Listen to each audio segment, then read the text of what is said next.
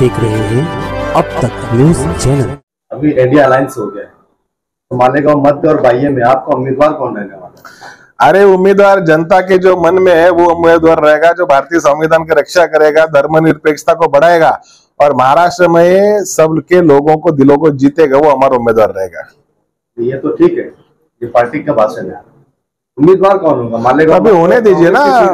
वो देखिए कल का अगर आपने प्रेस कॉन्फ्रेंस देखा तो वहां पे लोगों ने, बड़े बड़े नेताओं ने बोला इसके संदर्भ में अभी बातचीत शुरू होगी। अभी तो लोकसभा की बात है, पहले लोकसभा और उसके बाद में विधानसभा।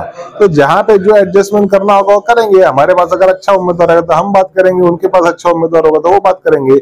लेकिन यहाँ पे भारतीय जनता पार्टी, एकनाथ शिंदे सेना और अजीत दादा पवार राष्ट्रवादी, इनको नहीं जीतने देंगे। जहाँ पर अगर राष्ट्रवादी भी मजबूत है, कांग्रेस भी मजबूत है, तो वहां समझौता कैसे करेंगे? देखिए इफ एंड बट्स में राजनीति बात नहीं होती। जब कोई निर्णय होता है तो ऊपर से लेके नीचे तक वो निर्णय ठाम होता है, पक्का होता है, उस पर सभी कार्यकर्ता काम करते हैं। नासिक जिला के पालक मंत्री ने अभी कांधे पर जो भाषण दिया था कि 2-4 महीने अगर कांधे नहीं भी खाए तो कोई फर्क नहीं पड़ता, उस पर आपकी क्या प्रतिक्रिया है?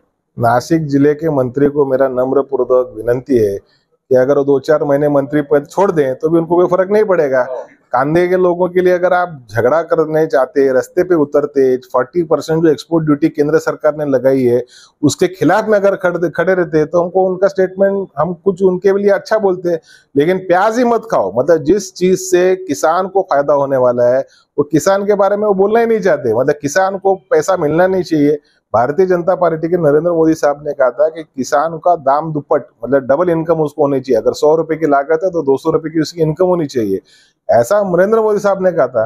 लेकिन कहा नरेंद्र मोदी साहब का कोई वायदा? तो वही धागा पकड़ के शिंदे साहब की सरकार भी चल रही है, वही धागा पकड़ के इनके फडणवीस साहब के भी लोग काम कर रहे हैं। तो ये नहीं होना चाहिए था। क्या खाना है क्या नहीं खाना है लेकिन वो लोग तय करेंगे। लेकिन आप किसान को 2 पैसे मिलेंगे और लोगों को एक वाजिबी दाम में चीजें मिलेंगी, इसके संदर्भ में आपकी रणनीति क्या है वो बतानी चाहिए। केंद्र के मंत्री ने सीधा एसएमएस किया जापान में बैठे देवेंद्र फडणवीस साहब को।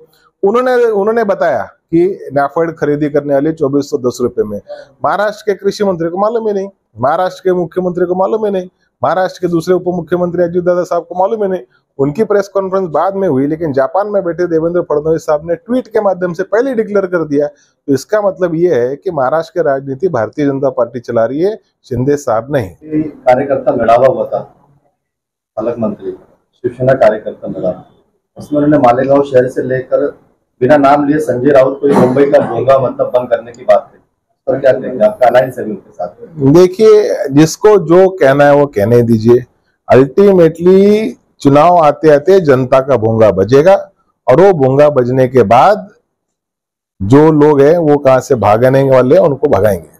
और क्या भाषण में एक बात कॉमन हो चुकी है कि विकास जो स्वर्ण अक्षर उधर लेना जा रहा है मालेगांव का विकास, क्या लगता है आपको मालेगांव का आने के बाद विकास? पहला अक्षर कौन सा है मैं उसकी राह देख रहा हूँ।